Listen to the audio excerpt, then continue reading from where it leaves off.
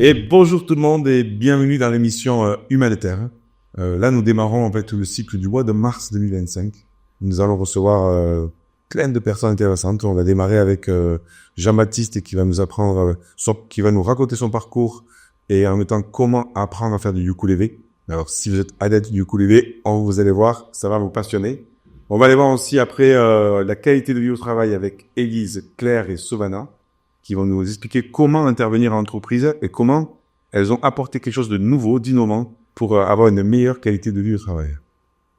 Et ensuite, vous aurez Sébastien Espenant. Si vous nous suivez, vous le connaissez, on travaille beaucoup ensemble, et il va vous apprendre les zones spéciales pour faire de la réflexologie sur vos pieds, et pourquoi pas sur ceux des autres. Et nous terminerons après avec Chris Massé, qui, si vous la connaissez aussi, elle nous suit. Elle est là, présente tous les mois. On parle de médiumnité, on parle d'énergie, comment se protéger dans un environnement face aux personnes. Voilà, un peu humanitaire. On est dans tous les secteurs, que ce soit l'homme, la terre ou avec l'autre.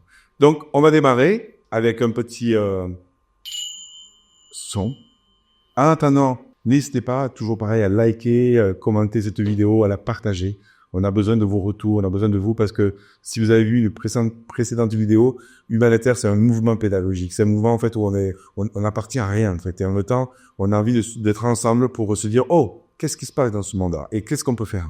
Voilà. Et on montre plein de choses qui se font et il y en a beaucoup.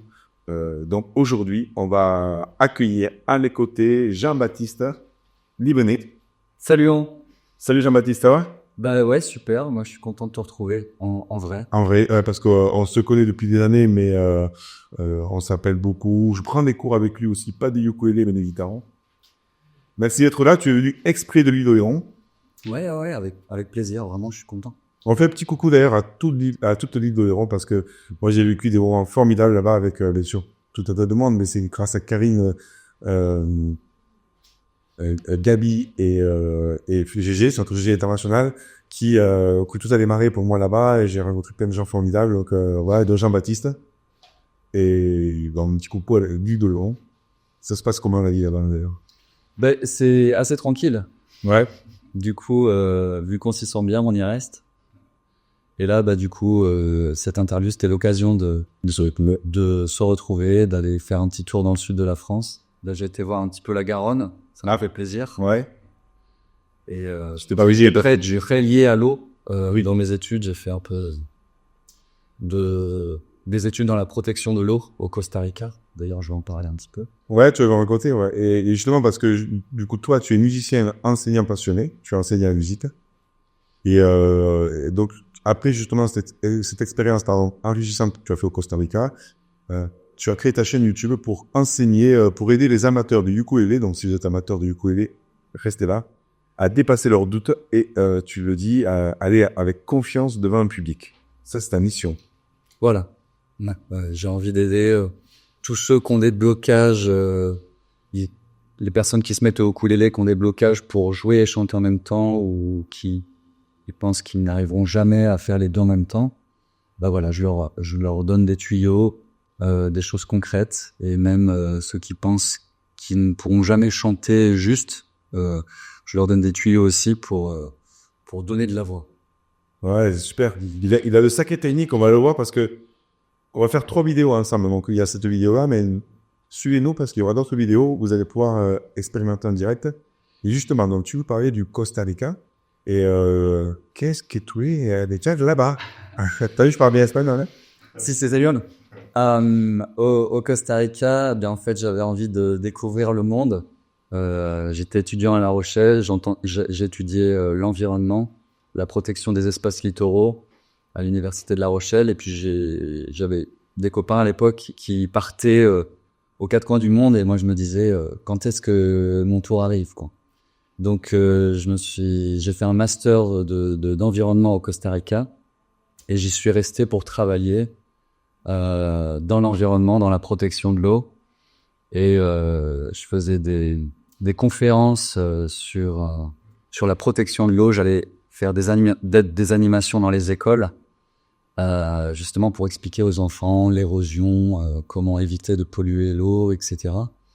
Et donc cet aspect d'éducation je l'aimais beaucoup, quoi. Et donc c'est pour ça que je suis allé au Costa Rica pour apprendre l'espagnol aussi, que j'adore. C'est une langue très chantante. Ouais. Et puis le paysage est fabuleux, quoi. Et voilà, faut y aller pour le croire. Oui, ouais, ben, j'imagine. Et puis c'est vrai que le Costa Rica, je crois que c'est connu pour sa végétation, sur des animaux, son immense richesse en biodiversité. Ouais, énormément d'oiseaux, d'animaux colorés, et de bruit. Ça grouille. Ouais. Quand t'es dans la jungle et que tu dois dormir, la première nuit, tu dors pas tellement il y a de bruit. Ah ouais, d'accord. Tu papes des fois dans la jungle, tu étais souvent, toi, du coup? Ça arrivait, ouais. Je faisais des études. J'ai été à Bahia Drake où pour étudier la qualité de l'eau dans ce petit village là qui est un petit peu reculé dans le sud du pays, près du parc de Corcovado. Et donc c'était mon aventure un peu à la Indiana Jones. Ah oui. J'ai fait pas mal de fois le trajet entre San José et puis cet endroit-là, donc j'ai eu pas mal d'aventures. Ça craint pas, en fait. C'est vrai que des fois, on peut se dire, tiens, Costa Rica, est-ce que c'est pas un pays un peu dangereux ou quoi? Enfin, je me dis que, comme partout, hein, mais Voilà, mais il faut savoir où pas trop mettre les pieds. Et puis à certaines heures, mais c'est pareil. Il y a des coins dans certaines villes où je suis un peu craint. ouais. Mais ça dépend de l'heure aussi où tu passes. Mais bon, si t'es un peu dans l'insouciance et dans la bonne énergie, en fait, C'est ça. il t'arriverait. Mais oui. Parce que je pose la question, parce qu'on m'a souvent aussi posé un voyage. Moi, je sais que dans tous les voyages que j'ai fait, j'ai eu un problème, en fait. Donc, il y a ce côté insouciant et ce côté, on s'est exporté et voilà. Et donc, du coup, de ce voyage, en fait, tu vois, tu as déjà commencé comme enseignant. Et là, en fait, qu'est-ce qui t'a amené à à enseigner le ukulélé ou même toi, à te mettre au ukulélé, je sais pas. Qu'est-ce qui t'a amené peut-être? Eh ben, j'ai tout petit, à l'âge de 10 ans, j'ai fait un peu de piano. Ça se passait pas super bien parce qu'en fait, j'y allais la boule au ventre et puis je repartais en pleurant parce qu'en fait, ma professeure à l'époque, était pas dans une énergie de bienveillance quand je faisais des erreurs. Et donc, du coup, j'entendais les soupirs d'agacement et je le prenais vraiment à cœur et je sortais de là dévasté. Et du coup, j'ai fait ensuite 3 ans de saxophone avec une ambiance totalement différente, où ça arrivait qu'on se tape des crises de fou rire. On était vraiment dans la joie, dans la bienveillance, dans le fun, quoi. Et donc vraiment, j'ai connu ces deux expériences très tôt dans l'enseignement de la musique, deux extrêmes, qui m'ont fait comprendre qu'en fait, ça dépendait vraiment de l'énergie avec laquelle tu joues ou tu enseignes. Et du coup, après, j'ai appris la guitare en autodidacte. Vers 15 ans, je piquais la guitare de ma frangine. J'étais entouré de musiciens au lycée à Royan parce qu'en fait, il y avait une option musique à Royan. Moi, je l'avais pas prise, mais du coup, à l'internat, ça jouait tous les soirs. Hein, super. La bonne ambiance. Du coup, j'étais baigné dans cette ambiance-là. Ça m'a fait m'y mettre encore plus. Mmh. Et puis à la fac, les soirées autour du feu sur la plage, ça m'a fait m'y mettre encore plus. Et puis un jour, avec des copains, on était à Emmaüs, près de Rochefort, à Saint-Aignan. Et là, je vois un ukulélé. Je me dis, bah tiens, allez, je l'achète. Et puis petit à petit, je m'y suis mis de plus en plus, pareil en autodidacte. Et puis ce ukulélé, je l'ai emmené au Costa Rica.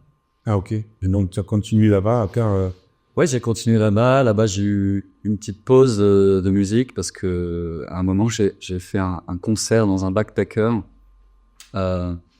où le premier concert s'était bien passé parce que c'était en acoustique. Il n'y avait pas de micro, pas de jack, pas de branchement. Et c'était ambiance plage, quoi. Et le deuxième concert, la semaine suivante, c'était branché avec micro. Et il y avait un autre musicien qui passait. Et là, c'était la grosse cata où entre les chansons, personne n'applaudissait. ah ouais. Donc ça m'a vraiment fendu le cœur, hein, ce moment-là. Et je me suis dit bon bah t'arrêtes la musique et tu te mets vraiment dans l'environnement, quoi. En fait, j'ai bossé dans une mairie où j'étais chargé environnemental, en fait. Je développais le recyclage et la protection de l'environnement dans la commune de Terra del Hualco, près de Cartago, le Costa Rica, dans le centre du pays. Non, mais c'est rigolo parce qu'en tout cas, c'est chouette d'entendre ça parce que quelque part, on se dit tout est possible. Tu pars là-bas pour un truc. Enfin, tu vois, tu veux chanter. Après, tu rencontres aussi ce métier-là. Tu t'apprends la langue sur place aussi parce qu'à la base, tu n'étais pas bilingue quand tu es parti. Si, ou tu avais déjà, J'avais pris quelques cours d'espagnol avant d'y aller. J'avais fait 1 an à la fac de langue à La Rochelle. Mais bon, une fois que t'es dans le pays, tu connais plus rien. Et en fait, tu t'y mets vraiment, quand voilà, on te parle. Tu comprends d'ailleurs mieux ce qu'on te dit que toi, tu peux t'exprimer. Et ça dure quelques mois, et puis ensuite, tu t'y fais, quoi. ouais, que tes neurones Ouais, j'y suis resté 12 ans là-bas, Costa Rica. Et donc, tout ça, ça t'amène, en fait, aujourd'hui, à enseigner le ukulélé. Et alors, tu as une approche assez unique qui, propre à ma jouer. En fait, justement, par rapport à ce qui s'est passé toi en étant jeune, t'as une approche qui est entre les méthodes de Joe Dispenza. T'as aussi une écoute attentive et j'ai vu aussi que tu t'adaptes bien aux besoins de la personne qui est en face de toi. Est-ce que tu peux nous en dire plus de ça? Oui, alors j'ai essayé de peaufiner une méthode vraiment la plus intuitive possible, où on va mettre un petit peu de côté l'aspect de lecture des notes, solfège, vraiment ce cadre. On va en sortir pour aller plus rapidement jouer les morceaux qui nous plaisent, quoi. Moi, je demande une des premières questions que je demande à mes élèves, c'est qu'est-ce que tu as vraiment envie de jouer, quoi. Quelle est la chanson que tu as dans tes rêves, qu'est-ce que tu as vraiment envie de jouer? Et souvent on me dit mais non, mais ça c'est trop compliqué. Je dis mais non, on y va. Et du coup ça aide l'élève à avancer pas à pas, et ça me motive à faire les exercices quand il commence à jouer la chanson qu'il a toujours rêvé de jouer et qu'il y est. Et bien vraiment ça donne une énergie en plus, quoi. On a envie de faire les exercices entre les cours pour avancer, quoi. Et sinon, c'est une méthode qui est assez colorée. En fait, je fais des partitions avec des couleurs pour chaque accord, ce qui fait que on va très vite retrouver les accords qui se reproduisent tout au long d'une chanson. Oui, après, t'as la méthode aussi un peu avec une neuroscience, où tu fais des cours, attends, tu entraînes le cerveau, tu fais apprendre d'une certaine façon, on tape sur le genou, enfin voilà, c'est... Ouais, j'intègre. Alors, c'est surprenant la première fois pour les gens qui sont habitués à une certaine méthode, la méthode conventionnelle d'apprentissage de la musique. Moi, je vais intégrer la détente, c'est-à-dire et par la respiration, parce que en fait, grâce à mes lectures et notamment Joe Dispenza, j'ai appris que plus on est détendu et mieux le corps absorbe ce qu'on est en train de répéter. Donc ça va à l'encontre de la répétition et du rabâchage où on est en vaste tendu et puis on va s'énerver en répétant. Non, là on va vraiment faire l'effort de par la respiration détendre le corps. On rentre presque en état d'hypnose ou d'auto-hypnose pour pouvoir avoir le corps le plus détendu possible et que l'apprentissage soit le plus efficace possible. Ouais, c'est super. Ouais. En tout cas, si vous avez envie d'en savoir plus, on va mettre le lien en dessous de Jean-Baptiste Musique. Donc, il a une chaîne YouTube. Et tu donnes déjà des cours. On va regarder un petit extrait là. Tu donnes déjà des cours gratuits sur YouTube, c'est ça en fait? Ouais, voilà, j'ai créé des vidéos pour montrer quelques morceaux, notamment Il en faut peu pour être heureux. Voilà. Donc là, quand je le mets, par exemple, je mets. Donc, Et tout de la vie. donc tu donnes tous les tempos. Ouais, donc on voit en fait en bas la rythmique. Ouais. Avec les couleurs, à chaque fois qu'on change de couleur, on change d'accord. Et on a aussi le phrasé qui va être mis en position par rapport à la rythmique. On va voir vraiment la synchronisation du phrasé par rapport à la rythmique, ce qui est pas évident à trouver au départ quand on commence à jouer et chanter. C'est un petit peu le point et difficulté. Ouais, t'arrives à donner, à travers ces vidéos, tu donnes tout en fait. C'est vrai qu'autant la personne va pouvoir voir comment mettre les doigts à un endroit pour trouver la note et en même temps garder le rythme. Les 5 ouais, moi j'ai vu ce que t'as fait là, c'est un peu dingue en fait, c'est génial. Ouais, j'ai pris du temps à faire ces vidéos, mais je me disais que ça allait servir. Alors, au premier abord, comme ça peut paraître très dense, mais en fait, on se concentre sur, soit sur la rythmique, soit sur les accords, soit sur le phrasé, et petit à petit, on peut arriver à inspirer les autres en jouant des chansons sympas comme ça. Bah ouais, c'est super. Donc, si vous voulez déjà commencer à faire du ukulélé, regardez un peu l'énergie de Jean-Bat sur sa chaîne YouTube. Vous avez le lien dessous, c'est Jean-Bat Music, je pense, c'est ça? jeanbatmusic.com, Voilà. musique M-U-S-I. Ça, c'est le site internet? Comment? Ouais, ça c'est le site internet, et puis sinon, vous pouvez aller sur ma chaîne YouTube, Jean-Bat Music. Et là, vous trouverez plein de vos premières rythmiques, tous les accords. Il y a plus d'une 50aine d'accords. Et puis aussi une méthode magique qu'on verra peut-être dans une prochaine vidéo suivante. Ouais. Mais là, on est déjà à peine à la première vidéo. Oui. On va, tu vas nous jouer un petit morceau peut-être ou... Allez, mais si vous avez envie, on va. Allez, ça. On fait un petit morceau et puis après vous suivez les autres vidéos où on va aller plus dans la méthode. Je crois qu'il va me faire jouer un petit peu. Donc là, tu vas nous jouer que... Alors, je vais vous jouer un morceau tahitien qui s'appelle Paroro. Paroro, tiniti, tearo.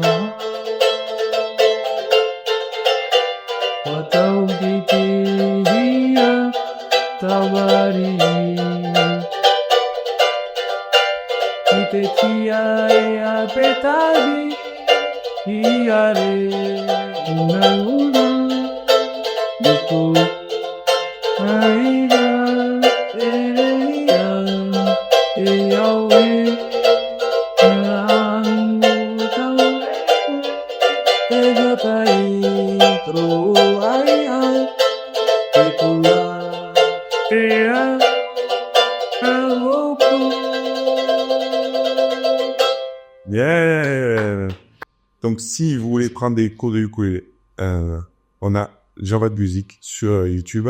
Est-ce que tu as autre chose à nous préciser ou on a plein de choses encore à parler? On va le faire dans une prochaine vidéo. Voilà, donc n'hésitez pas, si vous avez envie d'être accompagné, il y a le lien sur mon site. Vous pouvez vous abonner à la newsletter pour recevoir les nouvelles. Et puis, si vous avez envie d'être accompagné pour jouer et chanter, allez sur mon site ou sur YouTube. Vous verrez les liens. Voilà, après tu vas faire des cours en ligne un jour ou Ouais, alors je suis en train de préparer des cours en ligne et voilà, ça va être pour un petit peu plus tard dans l'année. Voilà, des cours pour apprendre à jouer et chanter en même temps et voilà, débloquer ce qui peut bloquer pour pouvoir jouer avec confiance et plaisir sur scène devant sa famille, ses amis ou devant un public. On avait fait savoir que même si Jean-Bat est sur l'Idoléron, en fait, il peut faire des cours en visio. Moi, j'en prends comme ça et ça passe nickel. On peut le faire de Tahiti. Hein, voilà, ça passe pareil. Donc voilà, si vous regardez cette vidéo de n'importe où dans le monde, en fait, Jean-Bat peut lui donner des cours à distance. Merci Jean-Bat, on te retrouve dans une prochaine vidéo où tu vas nous parler un petit peu des choses, des pièges à éviter, des petites choses, des petites astuces pour commencer à apprendre le ukulélé. Ça marche. Et ben on vous dit à très vite et viva la vida.